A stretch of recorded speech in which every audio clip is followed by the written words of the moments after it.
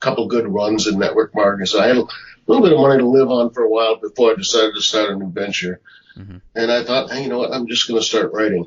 And writing runs in the family. My dad wrote well. Most of my brothers write well. It's just sort of in our genes. So I wrote my first novel, and during that process, and by the way, if any authors out there, I am a professional editor myself, but I don't care how good you think you are at self-editing. Do not have your book published without another professional being your editor. Mm-hmm. I would never publish my own books as a professional editor myself without having another professional edit it. Right. You can't see your own work. Okay. You're not objective enough. Sure. So backtracking, as I worked with my editor on that first novel, I began getting interested in the process of editing and how much it's such an art. It really is a craft. Mm-hmm. How you can take 3 words and turn them into one that's more powerful. How you can break a long paragraph into shorter sentences to create more power. Mm-hmm. Things like that. And I think I got sidetracked there. But, so anyway, I became interested in editing. I read a great book by Stephen King. And I'm not a real fan of his genre, the blood and guts and gore and all that stuff, but he is supreme at writing. Mm-hmm. And he wrote this book called On Writing.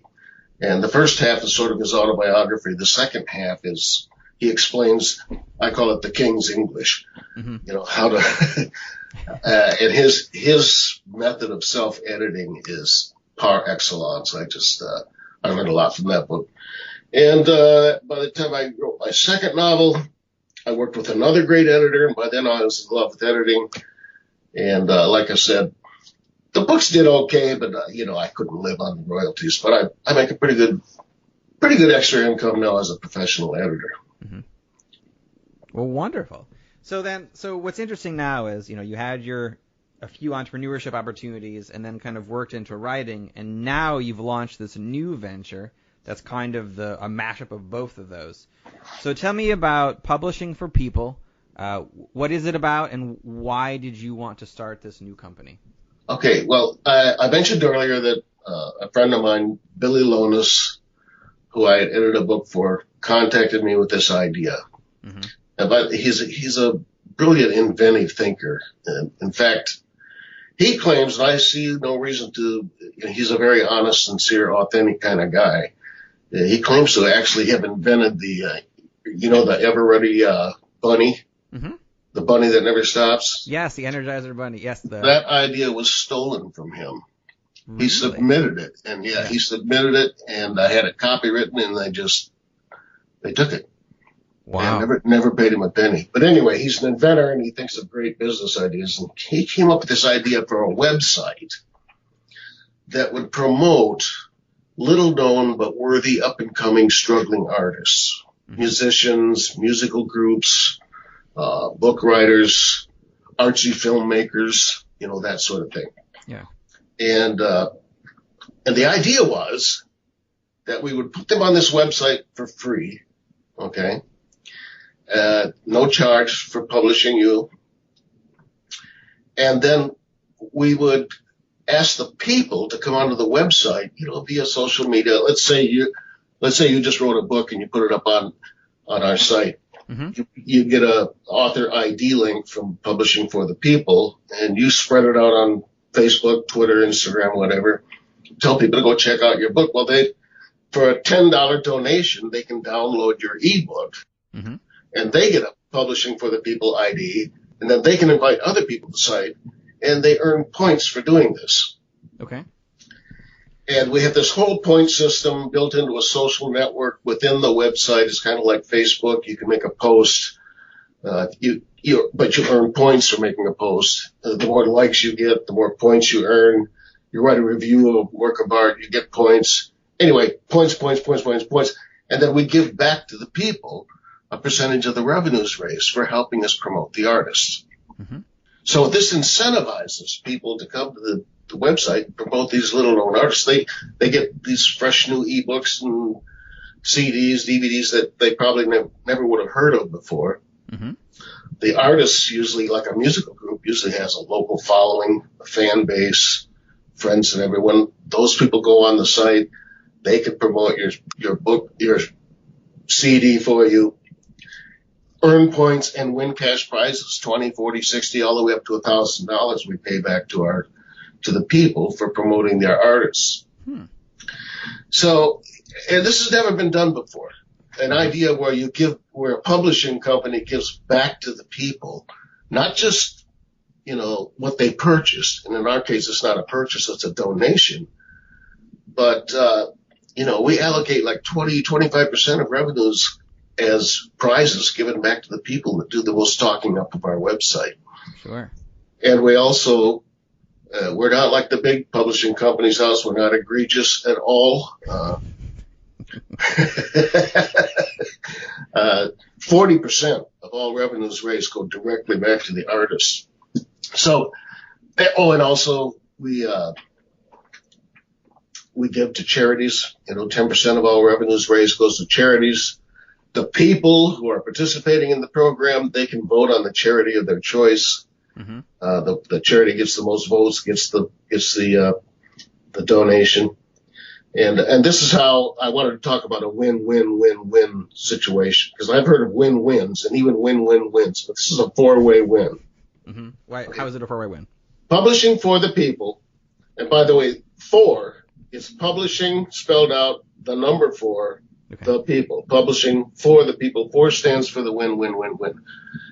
As we talked about, mm-hmm. Artists win because at no cost to them whatsoever, they get promoted globally. We already have members coming on from all different continents. Mm-hmm. So they're going to get exposure to a whole audience they would have never gotten to before. They receive much higher royalties than they could get anywhere else. Mm-hmm. And this is all free. The people win because we are the only publishing program that gives back to the people for helping us promote our artists. Charities win. That's number 3, because we are the only publishing company I know of that it's right inside our program. 10% of everything we raise is going to go to a charity that the people choose. Mm-hmm.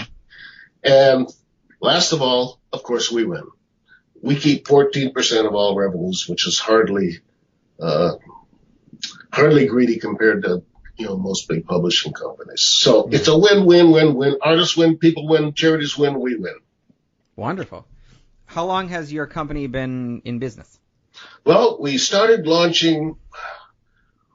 launch about a year ago. But as with any new, trust me, this is a brand new, never been done before, unique idea. There were some problems, some glitches. We had to pull it back, stop, make some changes. Oh, by the way, we hired a great website development company in India. It's called Online Corporate India, run by a brilliant young man named Swapnil Shakar. Had to get a plug-in for them. But they created this immensely complex yet easy to navigate website. Mm-hmm. But like I said, we put it out there. We got some feedback. There's this wrong, that wrong. We pulled it back. We put it out again. And it's taken a whole year for us to get it to where it is now. It's a well-oiled machine ready to go. We've got 7 or 8 artists up right now, another 6 in the queue, and more submissions coming in all the time. So just getting started here. Right? Yeah, that's wonderful. After a year of trying and working and redoing, and entrepreneurs out there expect some hurdles. If you're trying something new, something brand new, yeah, get ready to drop back and punt if you have to. Well, definitely. So if somebody listening to this podcast would like to submit their book or album to you, how do they do that on the website? Okay, thanks for asking. It's very simple. Mm-hmm. First of all, anyone can become a member. Your registration is free. If you want to be a points-earning, potentially prize-winning member, we ask that you make one donation to one of the art lots. the artist, if you're an artist, when you log onto the site, there's a banner right at the top says we are signing.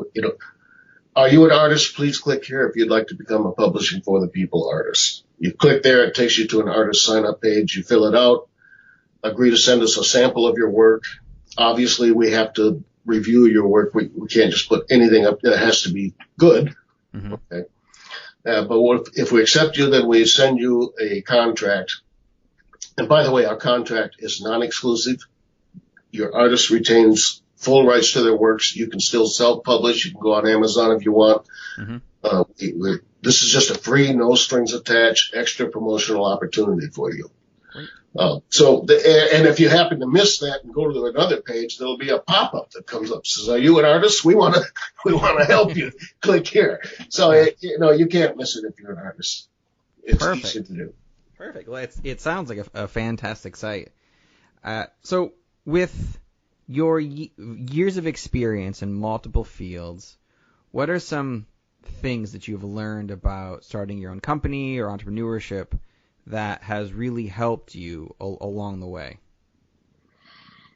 Can I say two of them? Sure, of course. One, and I got this from a business mentor when I was, actually it was during my network marketing years. And he said, "Marvin, I'm going to let you in a little secret about business." He says, "What's that?" He said, "Always have a back door. Have a plan B. In case this business doesn't work, what are you going to do? How are you going to keep the lights on? How are the bills going to get paid?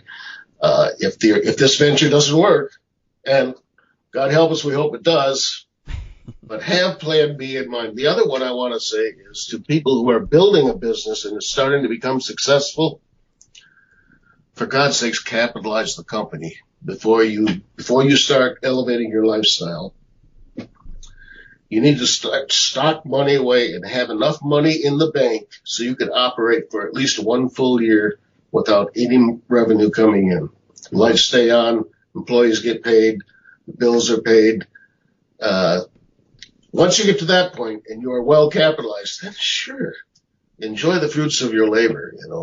Get the nicer house, the nicer car, take the fancy vacations, but capitalize the company first. Good. Both very excellent pieces of advice. So, Marvin, I want to thank you again for taking the time to chat with me. I really appreciate it. If the listeners would like to get a hold of you, also, check out more of your website, where is the best place they can go for that? Well, go to publishingforthepeople.com. And again, it's publishing, the number 4, the people, publishingforthepeople.com. And for God's sakes, help us out. Come on board, check out our arts, donate to one, become a member. If you're an artist, please, we want to promote you if you've got good work. You can also find me on Facebook, Marvin D. Wilson. Where else? I'm on Twitter as Paize Fiddler, PAIZE_Fiddler. I'm on Instagram as the Old Silly, I believe. And I'm just like, you know what? You just Google Marvin D. Wilson. You'll find me. Sure. Excellent. Well, I will definitely put as many links as I can in the show notes so people can click right through. It's been a pleasure, Yuri. Thank you, Marvin. My pleasure as well. Thank you for listening to another episode of the Advance Your Art podcast. If you like this episode, please go into iTunes and give us a 5-star rating. And while you're there, hit the subscribe button so that every single time I release a new episode, it will go directly to you without even thinking about it. If you're interested in hearing older episodes, please go to advanceyourart.com where you can find the catalog of everything I've done so far, as well as contact information and projects I'm working on. Thank you again, and have a great day.